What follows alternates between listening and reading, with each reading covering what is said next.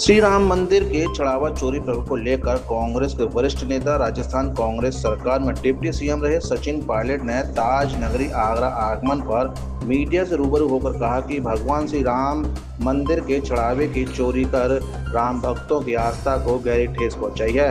अप्रत्यक्ष रूप से भाजपा और आरएसएस को कटघरे में खड़ा कर कहा कि वे कौन लोग हैं जिन्होंने राम मंदिर तीर्थ क्षेत्र ट्रस्ट बनवाया, ट्रस्ट के पदाधिकारी नियुक्त किए, किसने श्री राम मंदिर का उद्घाटन किया।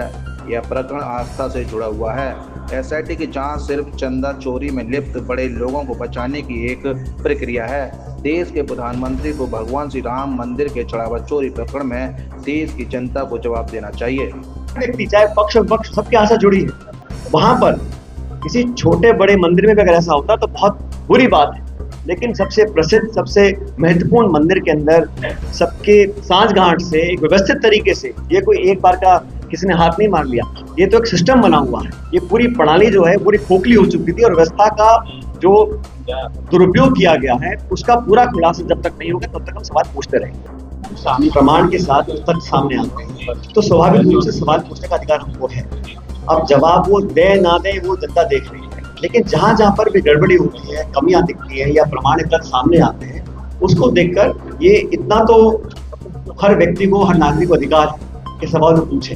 और सबसे पहले तो ये जो लंबा चल रहा है प्रकरण, इस पर सरकार को खुलकर जवाब देना चाहिए। और सबसे बड़ी बात, विपक्ष छोड़े, जनता को संतोषजनक ये जवाब देकर संतुष्ट करने की जिम्मेदारी सरकार की। कहना बड़ा मुश्किल है, लेकिन जैसा मैंने कहा, जब तक जांच प्रभावी नहीं होगी, जांच पारदर्शी नहीं होगी, पॉलिटिकल इंटरफेरेंस से बाहर नहीं होगी, तब तक तथ्य सामने नहीं आएगा। और आज मैं नहीं कह सकता हूँ किसको जानकारी थी नहीं थी, लेकिन इतना मैं जानता हूँ कि कुछ लोगों को बचाने की कोशिश की जा रही है। और ये किसको जानकारी थी नहीं थी, संरक्षण था नहीं था, ये सब जांच के बाद ही सामने आएगा। लेकिन जांच होनी जरूरी है। फिलहाल जो जांच हो रही है वो नाकाम। मैंने तो बीजेपी का नाम नहीं लिया, मैंने तो सरकार का नाम लिया, क्योंकि ट्रस्ट का जो निर्माण हुआ, ट्रस्ट में लोगों की नियुक्ति हुई, वो भी तो इंसान ही है। उनको वहां किसने बिठाया? और बजाय जवाब देने की आप वापस सवाल पूछो विपक्ष से। ये तो पुरानी 12 साल की आदत है। मैंने हमेशा देखा है कि सरकार से विपक्ष सवाल पूछती है। ये पहली सरकार है जो 12 साल से कांग्रेस से सवाल पूछ रही है। हम जब सरकार में थे हम सवाल पूछते थे, हम विपक्ष में, आज भी हमसे पूछ रहे हैं। अरे भाई आप जवाब दीजिए ना आप। और डबल इंजन चल रहा है।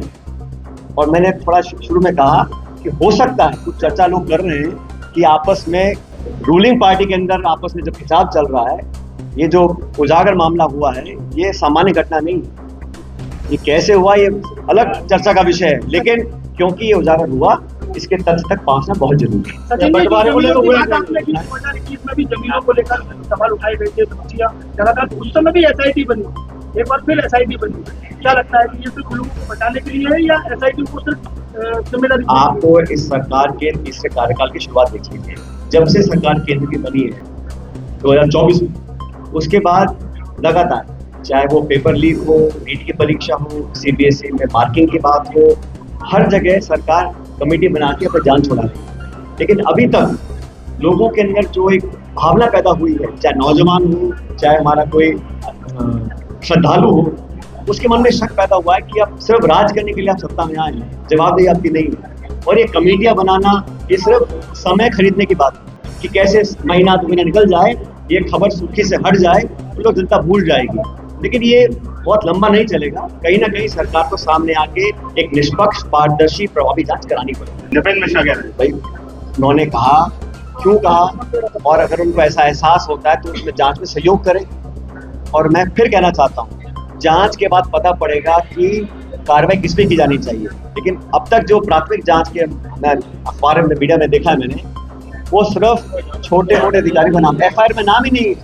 जो लोग मुखिया थे ट्रस्ट के, जिनके पूरे संरक्षण में पूरा खेल हो रहा था, वो अब तक उनका नाम एफआईआर में नहीं है। कौन से किस स्तर के नेता के जो लोग हैं बचाने के?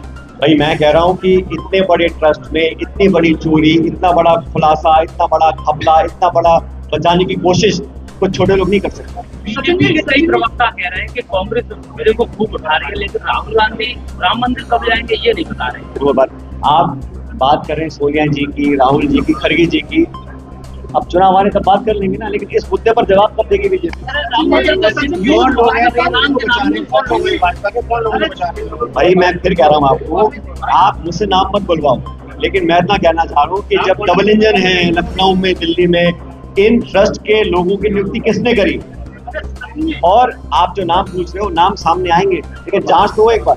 मैंने आपको शुरू में कहा, सिर्फ पत्थर की खरीदी नहीं, पूरे निर्माण का काम, जमीनों को खरीदना, और बहुत उस टाइम अखबार में आया था रजिस्ट्री कितने की हुई, कितने की दिखाई, ये सब अब जांच का विषय बन चुका है। क्योंकि जब खुलेआम आप नकद चोरी कर रहे हो, सोना चांदी चोरी कर रहे हो, तो कौन इस बात को झुठला सकता है कि उस समय पे कुछ गड़बड़ी हुई हो? मैंने मांग रखी है आपके सामने, और मैं उम्मीद करता हूँ कि अतिशीघ्र ये सरकार जांच का आदेश देगी। जो मुझे बोलना था मैंने बोल दिया आपको।